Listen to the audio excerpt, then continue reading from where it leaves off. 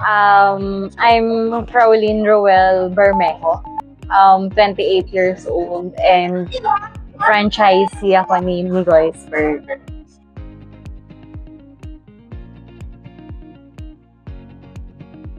Actually, this past week, ghost month siya, pero bumaba nung una yung sales. Pero pagdating ng third week is pumalo na naman yung sales ng Migoy's.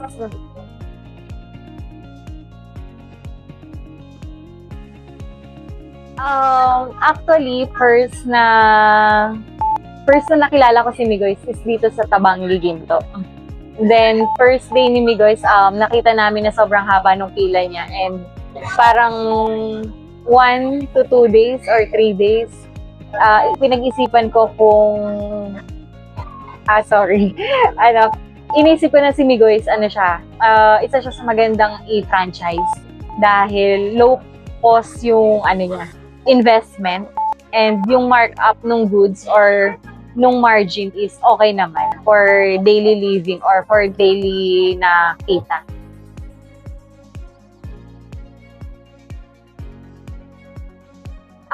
Pinaka naging challenging na part sa process ng pag-i-invest namin kay Migoy's or pagiging franchise kay Migoy's is yung paghahanap namin ng pwesto. Kasi before na kukunin namin si Migoy's is meron na sa ganitong pwesto, like for example dito sa Giginto. Every time na may kukunin kaming pwesto, may katabi na siyang Migoy's kasi sobrang nakilala siya before. So far sa pag-i-invest kay Migoy's and pagtatayo kay Migoy's, hindi naman ganun kadami yung challenge. Sobrang light lang niya i-handle sa pag-open.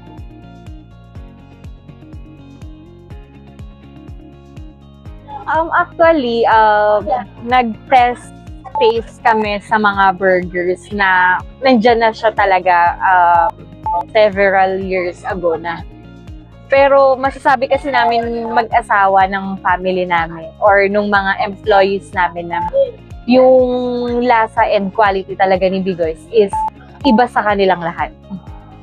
And yun nga, yung price, kaya nating makipagsabayan.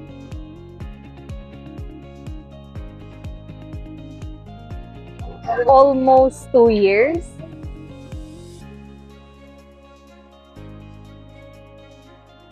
Kay Migoy's Burger namin nakita yung daily na sales, nagganon kalaki siya, na possible siya sa isang burger food chain.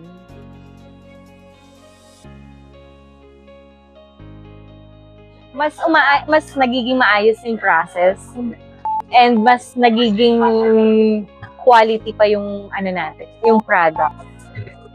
May nadadagdag and parang yung sa concern kasi ng mga customers is yung sa product quality is na-maintain natin siya.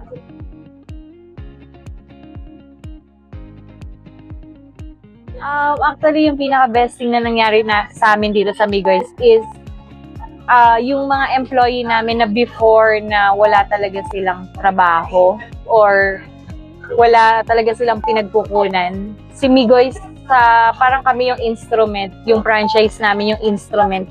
Kaya natutulungan namin sila, nakakapag-aral sila. Sa tulong na din yun ni franchise ni Migoy's, nakita ni Migoy's.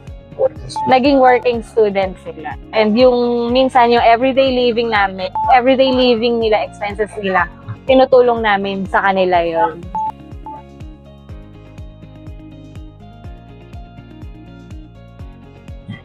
Yung good customer service sa mga tao and pagiging friendly ng mga employees namin sa customer, accommodating sa lahat kahit may kaya, mayaman or meet yung pamumuhay.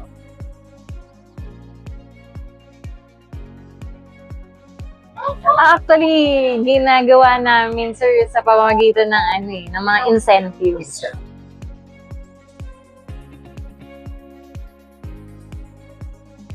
Actually, si Migoy's Burger, sobrang low cost lang niya for franchise.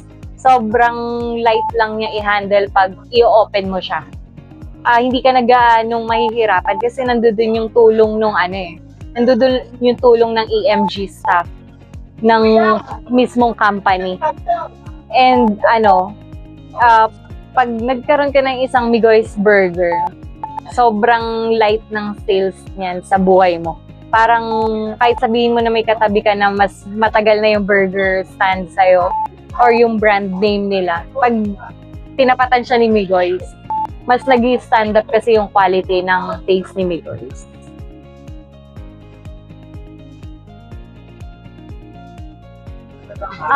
Pakikisama lang sa mga employees.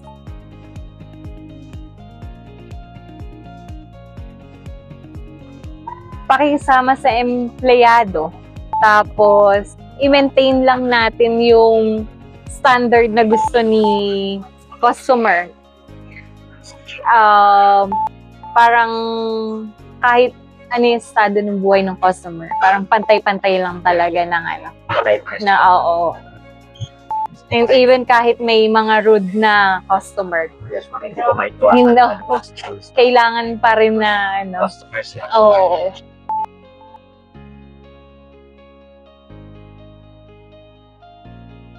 Meron kaming 2 branch sa Migoy's Burger Tarcan Concepcion and sa Migoy's sa Uyo.